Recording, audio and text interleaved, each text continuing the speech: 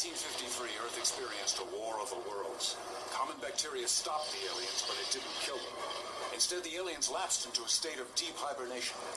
Now the aliens have been resurrected, more terrifying than before.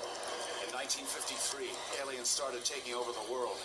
Today, they're taking over our bodies.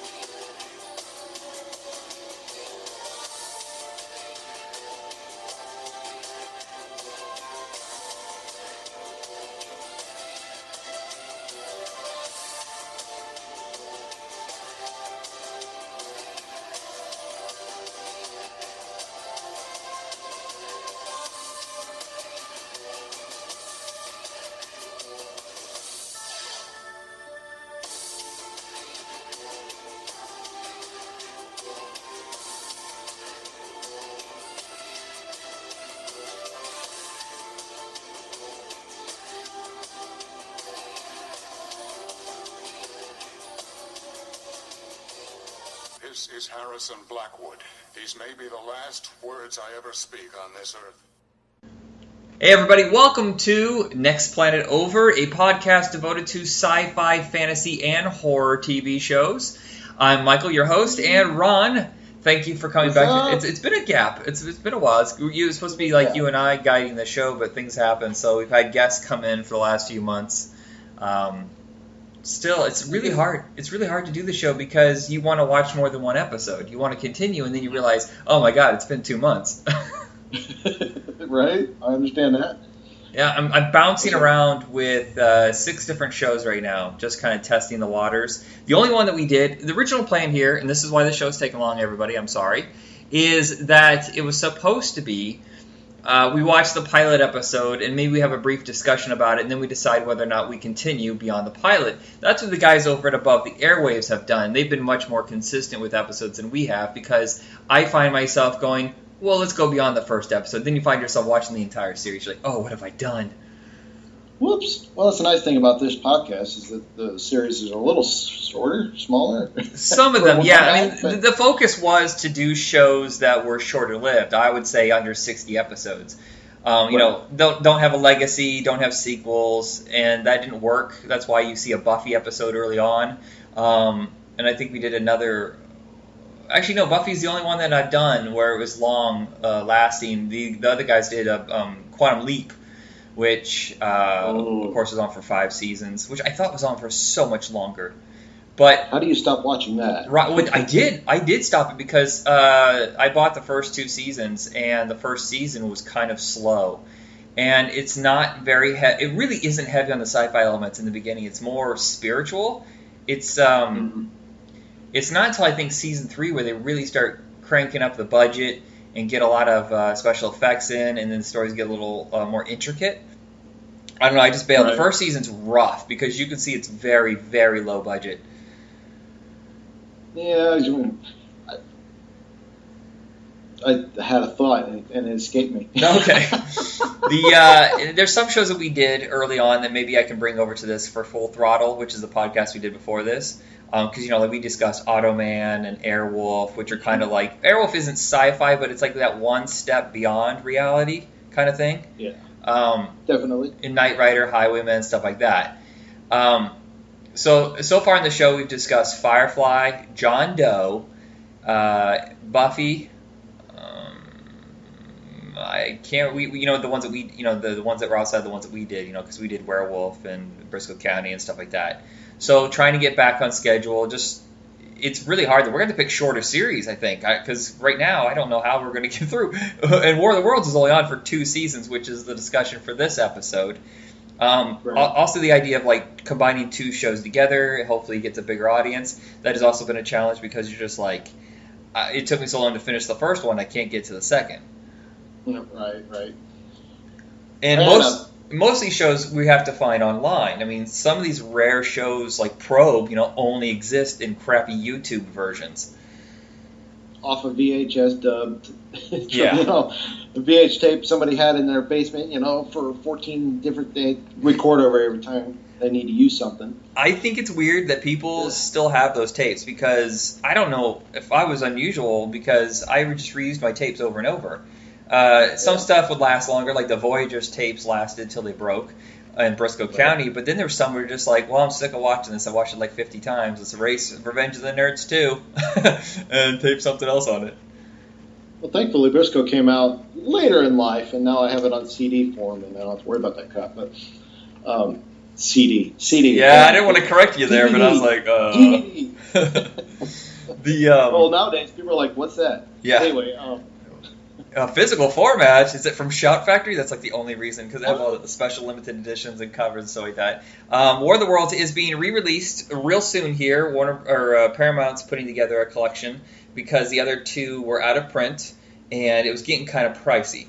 I think what they're noticing now is they can make some revenue in streaming and then just do a budget title, for stores. That way, at least people get to see it that couldn't afford it before. Right. So one thing I liked about this one is how heavily it tied into the original movie. Yeah, a lot of the movie spin-offs were failures. And I think a lot of it is because it wasn't connected. Just getting one cast member from the TV show who desperately needed a regular job is not the same as continuing the storyline. This is a direct sequel. Yep. And not to the Tom Cruise one, everybody. I'm talking the 1950s. It's amazing how well that 50s movie holds up. I think it's because it's one of those very first new color scheme, widescreen, just a beautiful view.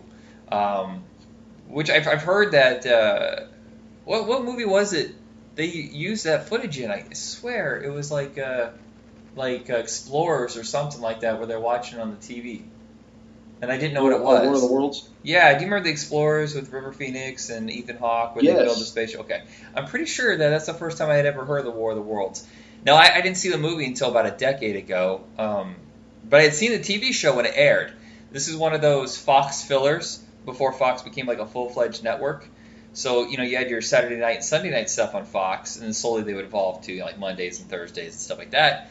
But in the meantime, those independent stations needed something to show besides reruns. And in the late 80s is when they really started to crank out the syndicated fare, which was stuff that usually wasn't good enough to make the networks, but it wasn't garbage. Some people would argue with me on that. There's excuse me. There's two other shows that I want to discuss in this on this show that were syndicated from my younger years was Superforce and Nightman, two shows that were widely ridiculed. Nightman. Yeah, they were on for like 2 or 3 seasons. I enjoyed them, at least at the time. I haven't revisited them since.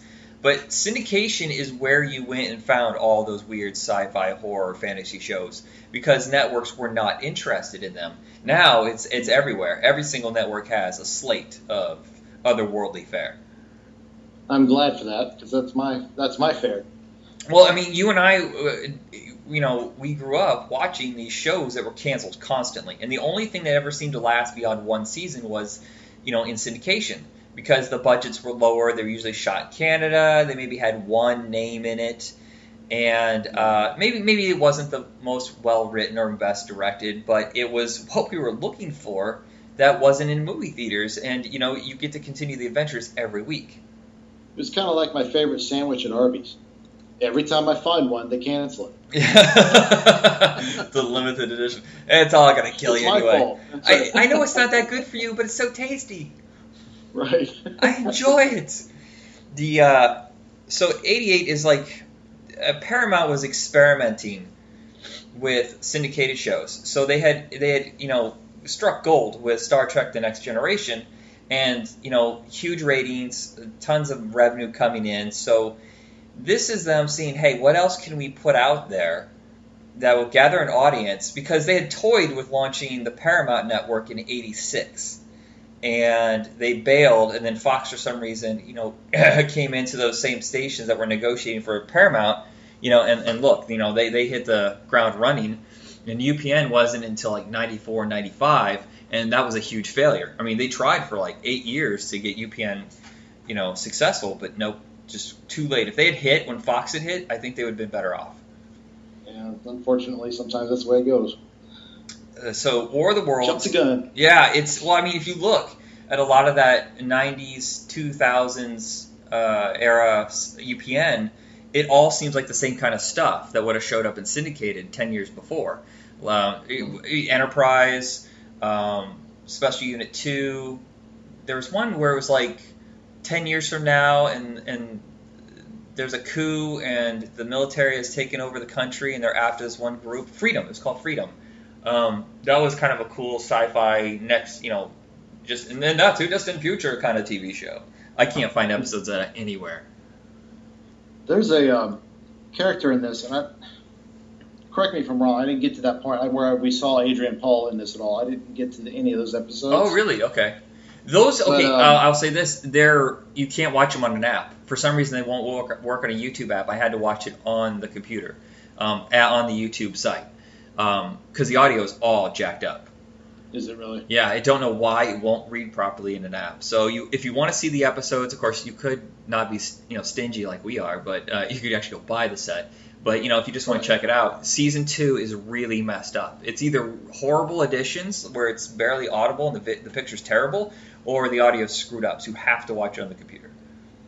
Well, his character was one of those. I remember this vividly. I didn't remember a whole lot from the show other than I loved the show to begin with. I love War of the Worlds. I'm one of those few rare people that actually listen to it. I don't remember. Is the radio play based on a book, or was it? Well, no. Yeah, the book. Yeah. Pretend you didn't just say that, because that's a little better. H.G.Wells wrote that book long before the radio. H.G.Wells, that's right. Yeah. I'm so sorry. Yeah, usually I'm better at this. But okay, so the radio play is the first time. I don't think I've ever read the book. That's sad. But the radio play is the first thing I'd ever heard. And I used to go to the library every day after school to either play on the old Apple IIe's or listen to the audio cassettes, old-time radio shows and things like that. And that's where I first heard of War of the Worlds. And when this came out, that's how I jumped on the bandwagon. But there's one thing I remember about it. There's that name, John Kincaid. That Kincaid, for whatever reason, stuck in my head.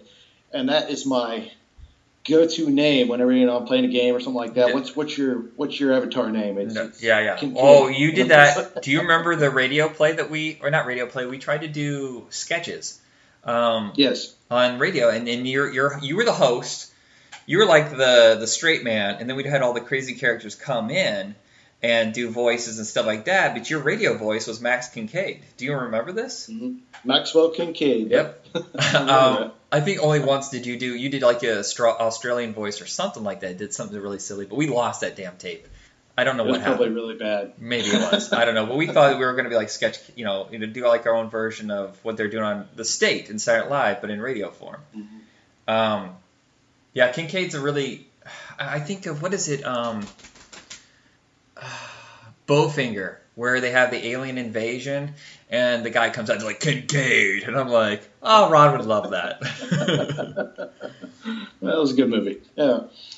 Also about alien invasions, Chubby Rain. I first heard of War of the Worlds because, of course, of the TV show, but there was a film, I think it was on ABC, it was a TV film about the dramatization of the first time that the radio play had aired, and people lost their friggin' mind. Now, you might have remembered they showed this to us again in radio class, Mr. Walker showed. Yeah. No, it's amazing. You sit and think about the new tech and that sort of thing and what that would do to people. You never even think that something like that actually happening. Yeah. Like, come on. You sit down for a radio program, is dramatization. And seriously? We're that gullible? Well, I mean, if you didn't catch the beginning, I guess. So originally this was supposed to be a TV show in the 70s. Budget restrictions wouldn't allow it. So in the 80s, I still say budget restrictions didn't allow it. This show is tight. It's about the characters. The reason it works is because the way it's filmed, it has a very dark, moody, almost horror element to it.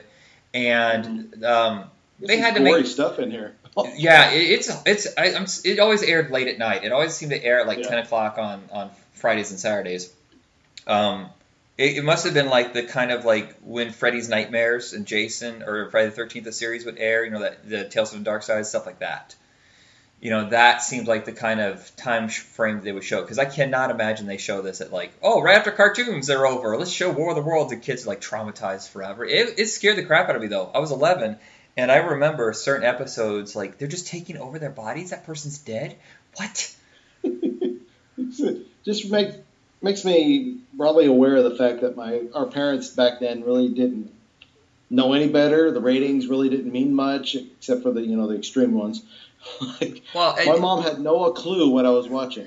I don't think it. I think it was not so much that my parents didn't really coddle me, except with full-on horror, because I was a sensitive child, and even then they started to relent. But I got to watch The Lost Boys and Monster Squad, Critters, Gremlins. You warm yourself up first before you watch the slasher stuff. Which now reflecting on, I wish I hadn't seen some of the slasher stuff, because with the exception of maybe Halloween, they're not well made. No, they're not well made. I like the monsters. I like aliens. I love vampires, werewolves. I like the ones with mythology. The ones that are otherworldly. Especially like the ones that are sympathetic. And aliens in this are not sympathetic in any way whatsoever. So you don't ever feel for them. They're just a constant villain. What was the movie? Well, I guess this is going to tie off of our other one, but just a short snippet into V, where that actually was the case. There were some that were right. They're sympathetic to the cause. They didn't want. They're escaping a dying planet. They're coming to ours, and they want to share, but the leaders don't want to share. They just want to take over. The funny thing is about V is that it's a metaphor for World War II, and I kind of actually see it as a metaphor for us, the white man coming to America and wiping out the Native Americans. Mm-hmm. Instead of sharing, we destroyed them and took over. Yep. That's weird. It's unfortunate in our past sometimes. Yeah. We just got to learn from it. That's the only thing you can do is learn from your past. That's right. And not repeat that same damn mistake. Real quick. And not flip it around. Yeah. Anyway. And like most of the genre stuff that was in syndication, shot in Canada, so it's mostly a Canadian cast. I think Jared Martin is the only one who is not Canadian.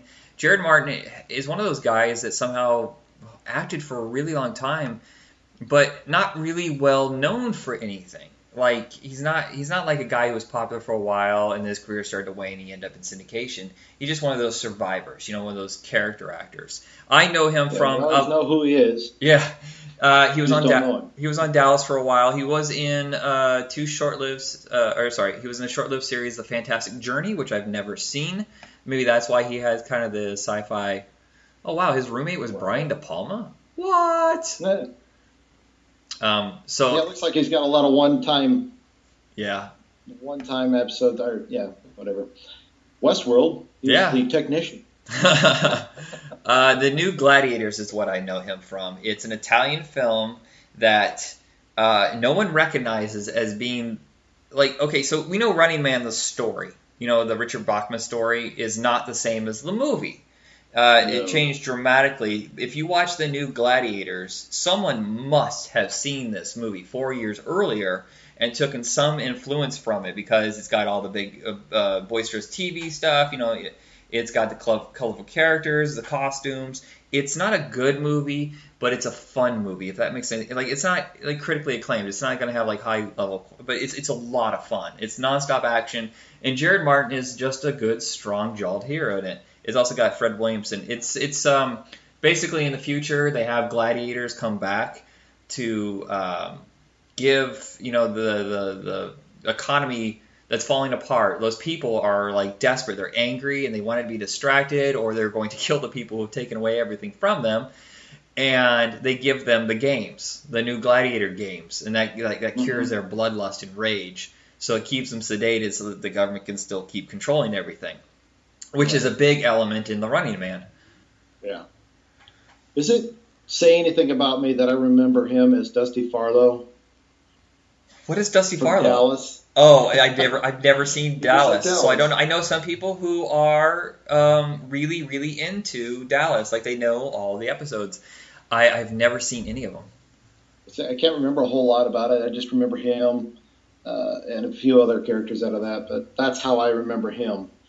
But probably because he was in multiple episodes and not just one. Oh yeah, there's so many during the 70s and 80s. There's so many of those big epic dramas. They're like mini series. You know how there was all these like everybody's in this, and there's like 40 different stories going on at once to tell this big epic story. And then someone's like, "How about we do this on a weekly basis?" You're like, "How can you afford that?" And you're just like, "Get no-name actors except Larry Hagman." Exactly. And then it was just spin-off after spin-off. Linda Evans, was a name, I think, and so what's the other lady's name? Joan Collins on Dynasty. And there's Falcon Crest, and there's the Colbys. I've never seen a single episode of any of these shows, so I shouldn't even be talking about them.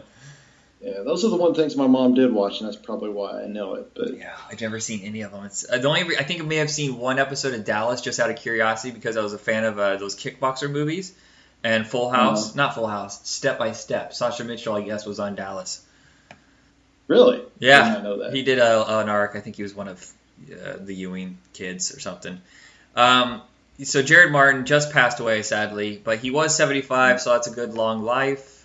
Yeah, so he's the only American actor that's in this. We also have Linda Green, who apparently did nothing after this. It was just just like bit parts. She was in the Ramona TV series and War of the Worlds, and then that was it. She looks very familiar. I guess she just must look like somebody else.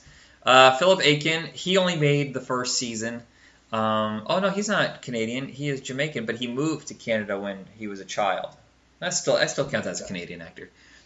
He is part of the problem of the show, and I don't mean necessarily him.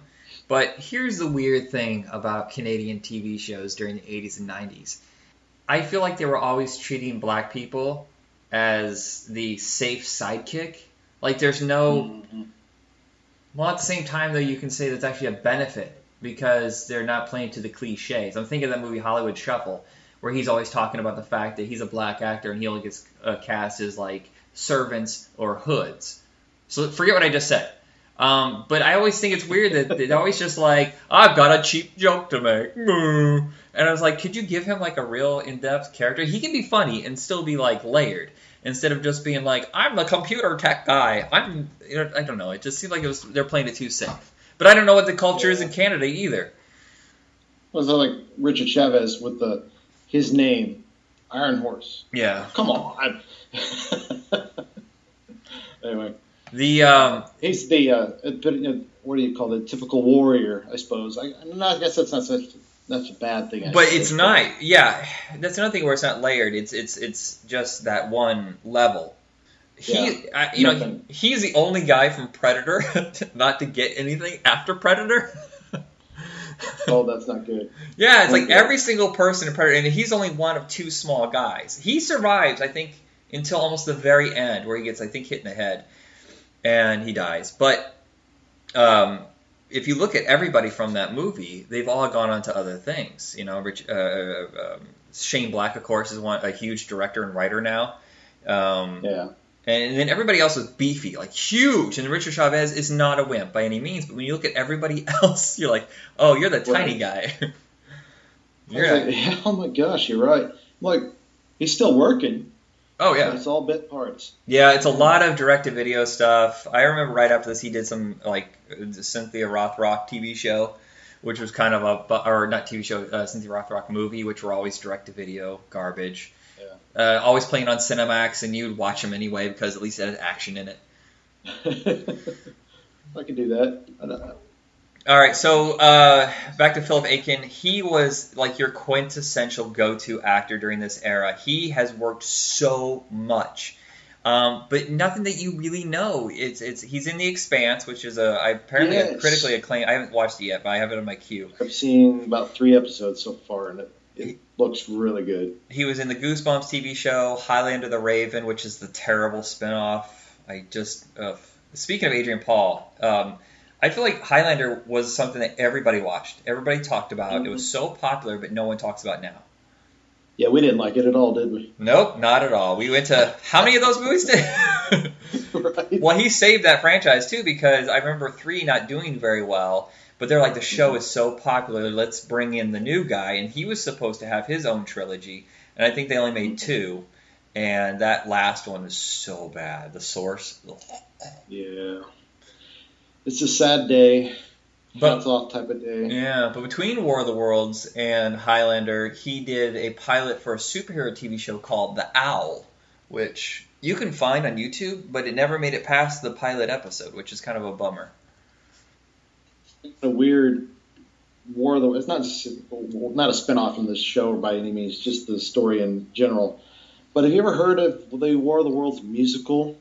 What? They make a musical about everything now? Right. It's actually very good. It's very, I don't know if you call it 80s, whatever, when this was actually released. But remember the group Sabotage that did that, a lot of like those rock opera type things? No. No? I know Dream Theater. Too.